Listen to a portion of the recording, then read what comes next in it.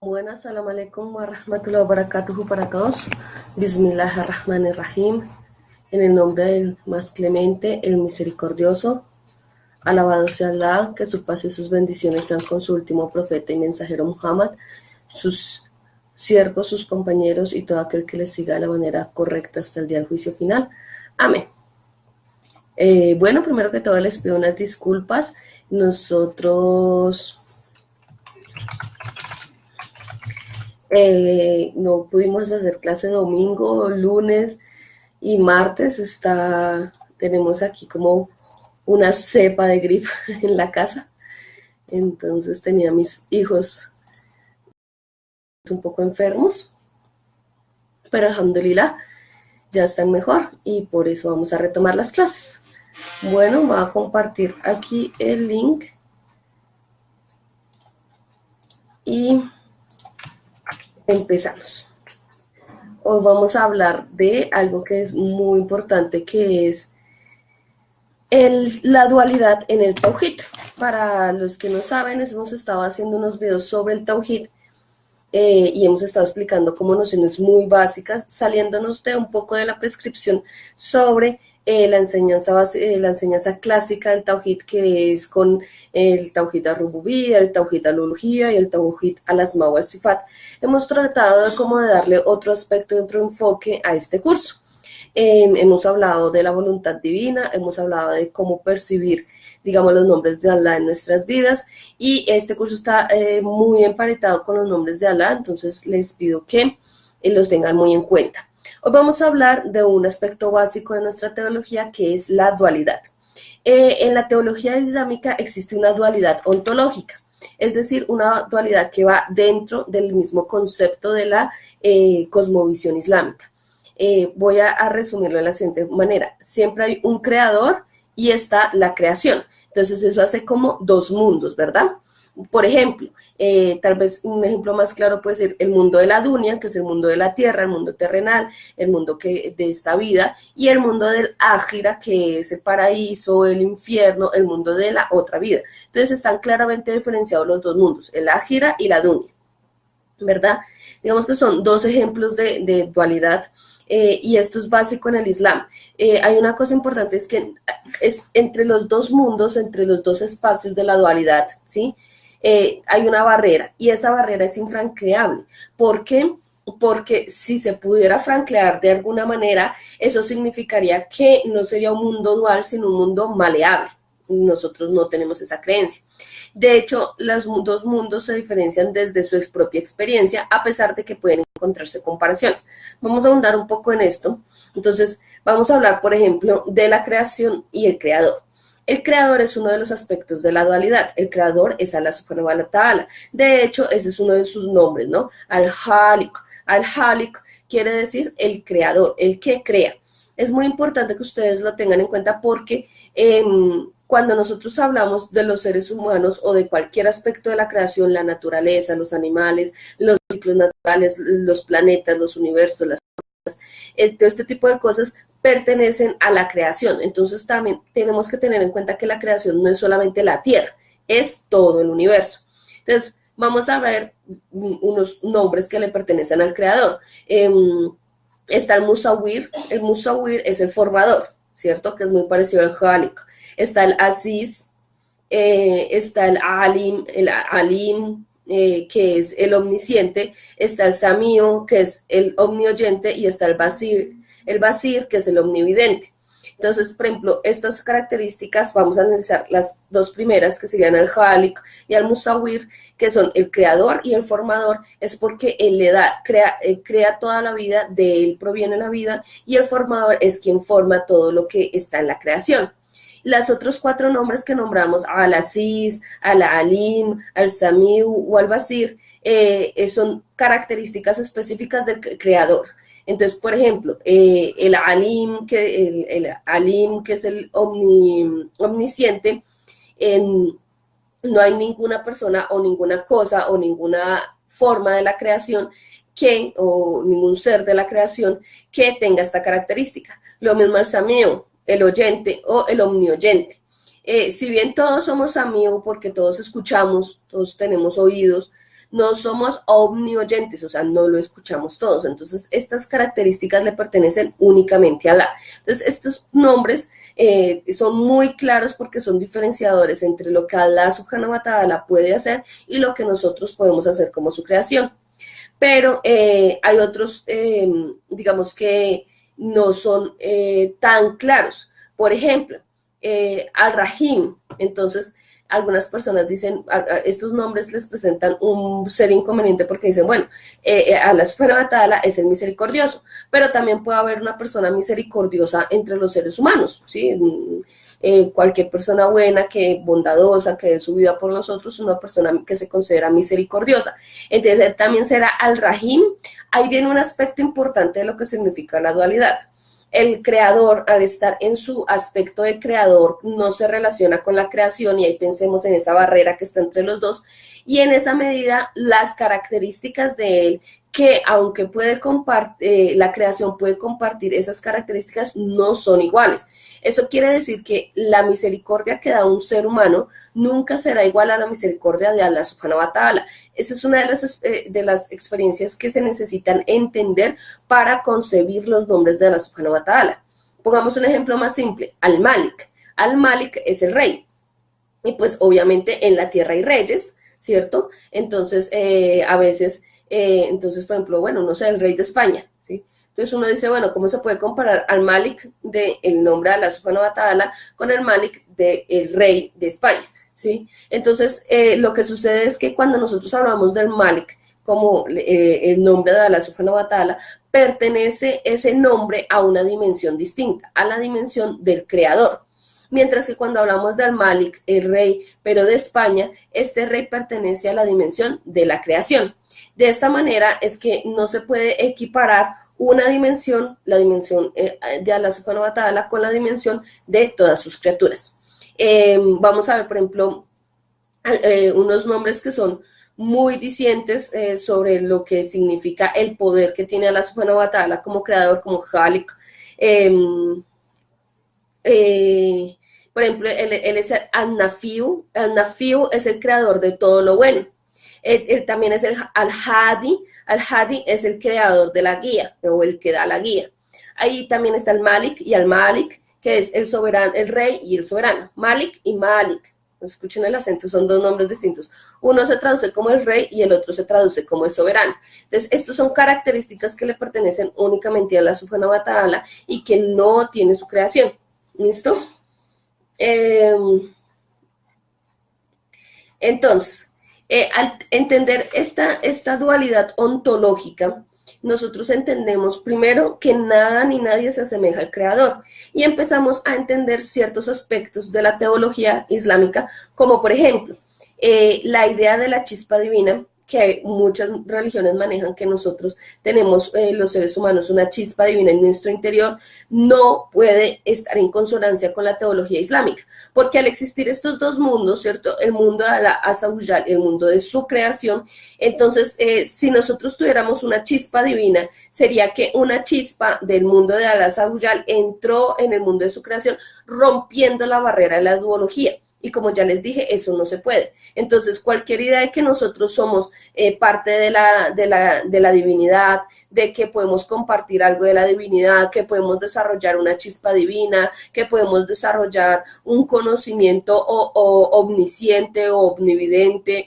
o alguna de las características que solo le pertenecen a Allah subhanahu wa ta'ala, va en contra del tauhid islámico. Ahora quiero detenerme un poquito para hablar de la dualidad de la dunya y el ájira. Es muy importante tener en cuenta que en el Islam no se considera la dunya, y lo voy a seguir diciendo como el mundo terrenal o la vida mundanal, como algo alejado de lo que se considera bueno, ¿sí? Hay unos hadices donde el profeta sallallahu alaihi wasallam instó a las personas a vestirse bien, a usar henna. Por ejemplo, hay una historia en donde el profeta sallallahu alaihi wasallam una vez estaba en la mezquita y le pasaron una carta. Y el profeta vio la mano y le dijo, ¿eres hombre o mujer? Porque él no supo distinguir por la mano quién era. Y la persona respondió, soy mujer. Y él le dijo, usa henna para diferenciarte. que quería decir que las manos de la persona eran como muy masculinas y no se diferenciaban, y él le mandó a usar henna, que es algo exclusivo de las mujeres, para que sus manos fueran vistas como manos de una mujer. Pero también la henna es algo que es decorativo, es algo que es bonito, es algo que es para engalanarse. Entonces el hecho de que el profeta Sallallahu Alaihi Wasallam mande y ordene a usar henna, le está mandando como a componerse, a ponerse bonita, ¿cierto? A engalanarse. Hay otros hadices en donde el profeta Sallallahu Alaihi Wasallam incluso le dice a sus sahabas que usen perfume, y él incluso muchas veces usaba perfume para ir a la mezquita, y esto es una sunna comprobada. Y el perfume, digamos que fue uno de los grandes placeres del profeta Muhammad sallallahu alaihi wasallam, y el perfume, digamos, de Oriente, en especial los perfumes, que la perfumería que ha desarrollado Egipto es muy famosa en el mundo, y es muy común, digamos, como que sea uno de los orgullos de los musulmanes, y no hay ningún problema en ello. De hecho, también es una sunna comprobada. Entonces, no es que lo que se considera bueno en esta dunya, en este mundo terrenal, sea malo, o digamos que eso es una herencia católica. En la herencia, en la pensamiento judío-cristiano, el mundo se consideró como enemigo de lo espiritual. Entonces siempre se hablaba como de lo terrenal y lo espiritual, ¿verdad? Y haciendo inferencia que lo terrenal era aquello que nos alejaba de lo espiritual. Entonces, entre más usted estuviera atado a este mundo, más se alejaba, perdón, de la gracia de Dios, ¿verdad? Entonces la idea como de lo monástico, se me olvidó la palabra, de las personas estas que se alejan del mundo, ¿cómo es que se dice? Las personas que se alejan del mundo para contemplar a Dios, se me olvidó el término. Los clérigos, no. Bueno, de todas estas personas que negaban el mundo material para alcanzar una gracia divina, nos hace, digamos que es la idea que nosotros tenemos hoy en día también de la dunya, del mundo terrenal, y es que de alguna manera nos aleja del paraíso, y eso no es así. La dunya se interpreta como la otra parte o el contrapeso de la duología dunya-ájira, ¿verdad? De tal manera que la dunya es una representación o una intención de mostrar cómo puedes estar tú en el ájira, pero además tu trabajo en la dunya es lo que te va a llevar al ájira. Entonces, tu trabajo en la vida mundanal es lo que te labra tu camino al paraíso o al infierno. Entonces, no es que la dunya sea mala per se, o la creación tenga maldad intrínseca, o la creación como si pensamos la creación como si Dios la hubiera hecho para alejarnos de él, sería algo muy cruel, ¿no? Sería como entregarnos la naturaleza, ser vicarios de la creación, y además tener que alejarnos de ella para poder adorar correctamente a nuestro Señor. Eso no es así en el Islam. Nosotros creemos que la dunya o el mundo terrenal hace parte de nuestro camino hacia el otro mundo. Y digamos que es muy importante que, por ejemplo, en la Sura 7, en la Aleya 31, dice: oh hijos de Adán, vistan con elegancia cuando acudan a las mezquitas, coman y beban con mesura, porque Dios no ama a los derrochadores. Es muy importante que vean ustedes este pedazo que dicen: vistan con elegancia cuando acudan a las mezquitas. Es una orden que Allah subhanahu wa ta'ala nos da para estar bien en este, digamos, en este mundo. No es como que tengamos que abandonarlo para lograr la presencia divina. Entonces, ¿cuál es el asunto con la dunya? Y digamos con esta duología entre lo que es la dunya y el ájira, y es que tenemos que ver la dunya como un entrenamiento, y en esa medida tenemos que practicar el tauhid en cada uno de los aspectos que nos presentan, porque digamos que es la forma como nosotros podemos acceder a ese camino que es el paraíso. El profeta Sallallahu Alaihi Wasallam nos enseñó a pedirle a Allah subhanahu wa ta'ala por todo. Esto es una de las grandes diferencias en el tauhid islámico. Mientras que en la creencia judío-cristiana se considera insensato, desafortunado e incluso hasta grosero pedirle a Allah subhanahu wa ta'ala por las cosas de este mundo, así como pedirle buen trabajo, pedir que aumente el dinero, cosas por el estilo. En el Islam no, nosotros debemos pedirle a Allah subhanahu wa ta'ala por todo. lo de la otra vida, que nos conceda el paraíso, que nos lleve al paraíso con nuestras parejas, que conceda el paraíso a nuestros hijos, que seamos de los habitantes del Firdaus, que es la parte más alta del paraíso, etcétera, etcétera, etcétera. Y por lo de esta vida. Entonces, si ustedes están teniendo problemas, digamos, para encontrar trabajo o no tienen dinero, cosas por el estilo, está bien pedir a la Subhanahu wa Ta'ala por las cosas mundanales. Y esto es algo que es importante porque rompe digamos, uno de los preconceptos que podemos tener sobre nuestra propia religión, ¿no? Que es como esta idea de la dunya como el ente maligno que nos aleja de Dios. Entonces, la dunya y el ájira también entran dentro de esta duología. Les quiero comentar que cuando los cruzados fueron a Medio Oriente, ellos se asombraron muchísimo con la noción del paraíso islámico. ¿Por qué? El paraíso, digamos, en la tradición cristiana, se considera como una serie de aspectos de vida que son muy lánguidos, ¿verdad? Entonces, tal vez todos, no sé, recordamos la idea de como la revista Atalaya, esta que está como la portada de los seres humanos así pastando con leones. Hay un escrito de Mark Twain que se llama Cartas desde la Tierra, en donde él hace una burla a lo que significa el paraíso para los cristianos, y él decía que van a misa cada domingo y no se aguantan ni siquiera una hora de culto, y luego les venden la idea de que tienen que ir a un paraíso donde todo el tiempo van a estar como en una misa. Entonces, que por eso es que la gente ya no aspira al paraíso.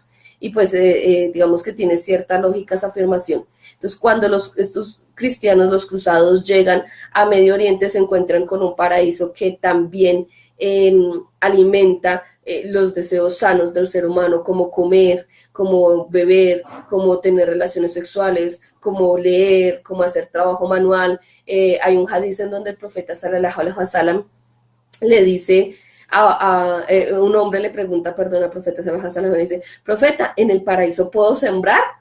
Y él le dice: ¿por qué querrías sembrar en el paraíso? ¿Por qué profeta sallallahu alaihi wasallam me responde eso? Porque sembrar es una labor muy dura, ¿no? Es físicamente exigente, es algo que la mayoría de personas como que sueñan dejar de hacer. Y él le dijo: porque a mí me gusta sembrar. Entonces el profeta sallallahu alaihi wasallam se sonrió y le dijo: entonces podrás sembrar en el paraíso. Y este es un hadiz que muestra que vamos a hacer en el paraíso lo que nos gusta hacer en la tierra. Entonces, por ejemplo, yo me dedicaría a leer, ¿cierto? Pero otras personas de pronto se dedicarán a la contemplación, a hacer arte, bueno, no sé, muchas cosas. Y esta noción como del placer aunado al paraíso, el placer del paraíso, fue una ruptura muy grande para el conocimiento o para lo que significaba en ese momento la teología cristiana, en la que se concebía el paraíso como algo meramente contemplativo de Allah subhanahu wa ta'ala. Entonces, esta noción de la dualidad la vamos a retomar muchas veces, mucho tiempo, tiene que ver con el arte islámico. El arte islámico está muy influido por el asunto de la dualidad y realmente el desarrollo del arte islámico, en especial en Andaluz, está atravesado por el comprendimiento profundo de qué significa la dualidad dentro del Tawhid.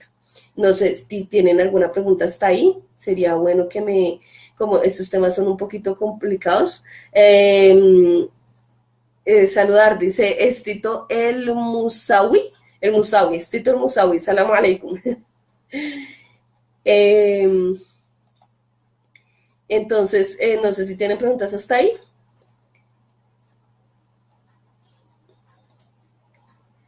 Si no tienen preguntas, vamos a pasar a la segunda parte de esta clase, que es la teleología.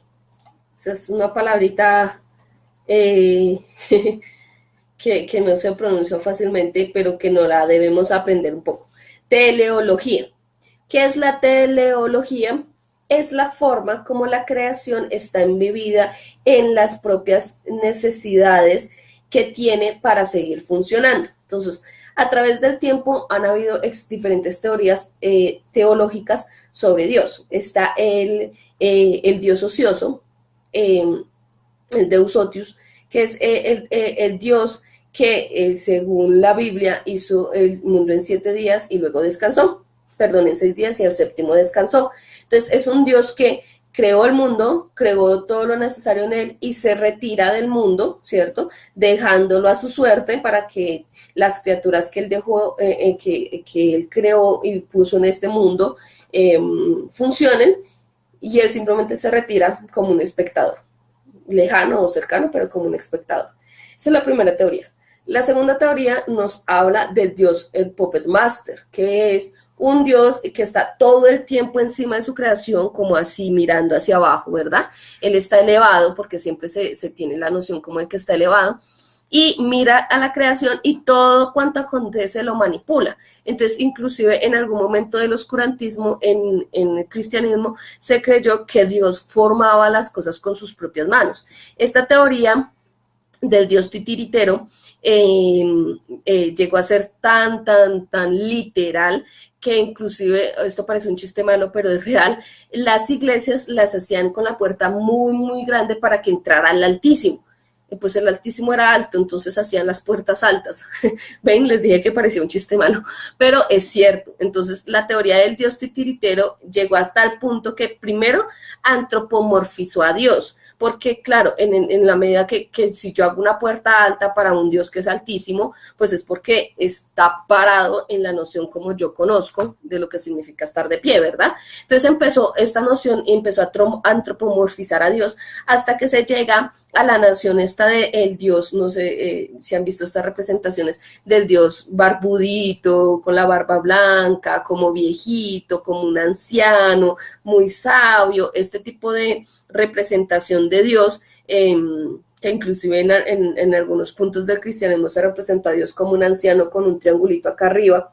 Es el dios, que el dios pertenece como al dios titiritero. Entonces era el dios que tenía que estar digamos, en algún lugar del universo, y él armaba las nubes, como amasándolas con plastilina, ¿sí? Y él hacía que los ríos fluyeran. Entonces, en algunas Biblias antiguas se encuentran imágenes de Dios soplando los ríos, haciendo así.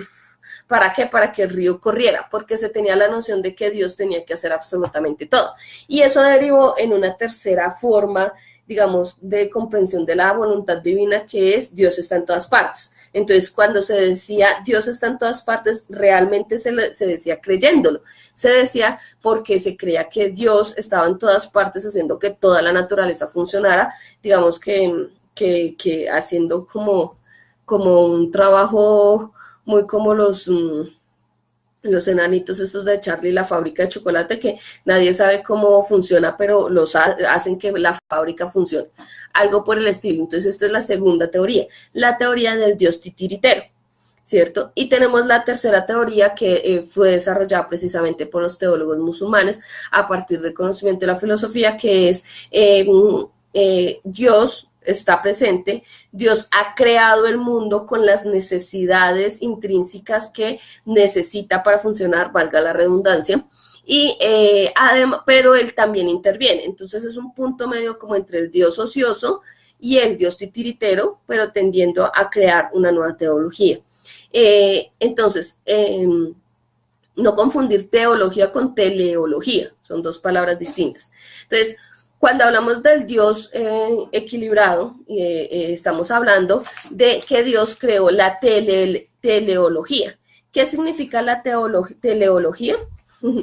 Significa que esta última teoría se llama la teoría del ocasionalismo, que es decir, Dios creó todo con lo que necesita para funcionar y ocasionalmente Él interviene para dispensar justicia.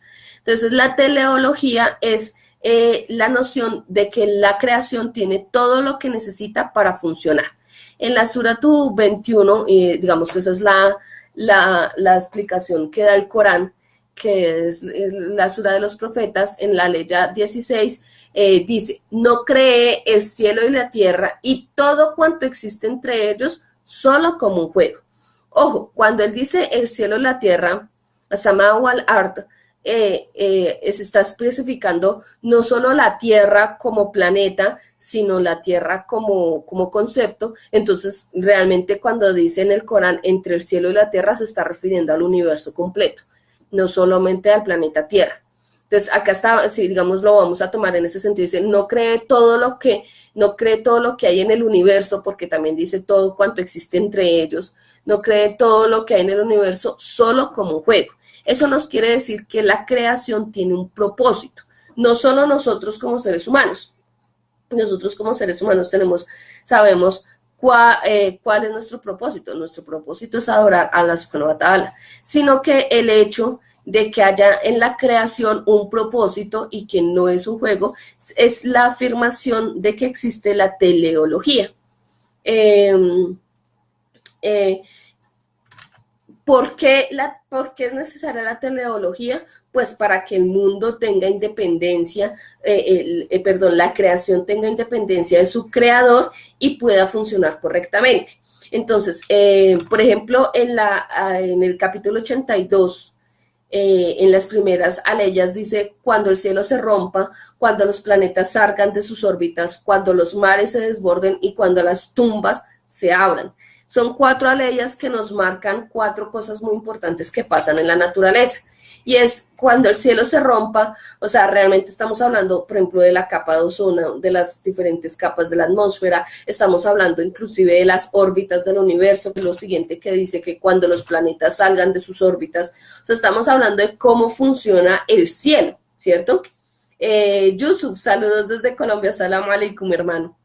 Entonces estamos viendo cómo funciona el cielo. Y luego dice cuando los mares se desborden. Entonces estamos viendo cómo funciona la tierra.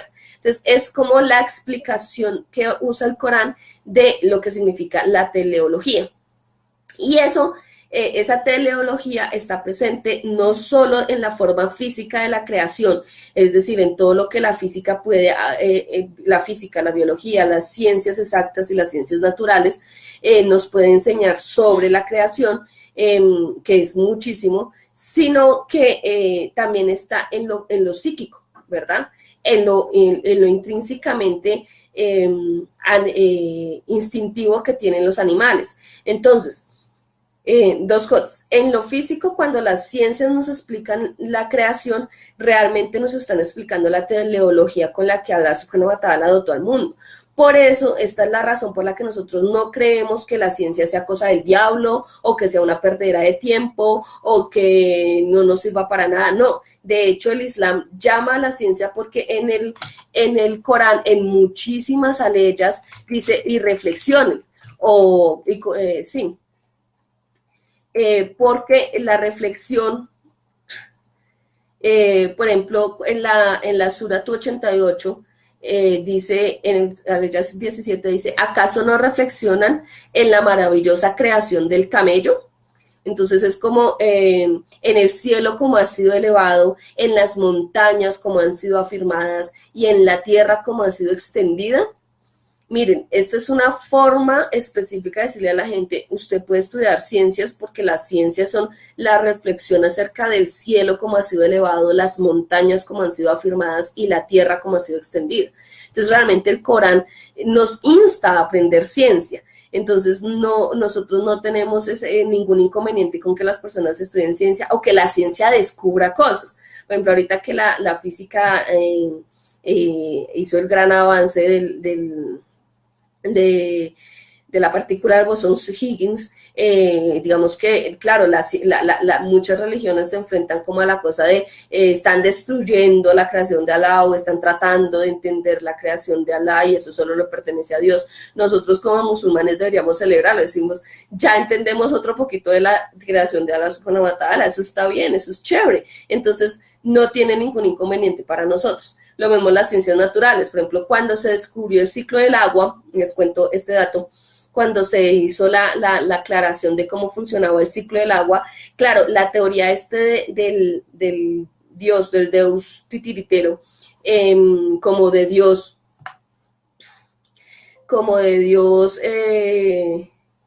haciendo las nubes con sus propias manos. ¿Me escuchan bien? Que creo que la conexión está algo lenta. No sé si me escuchan correctamente.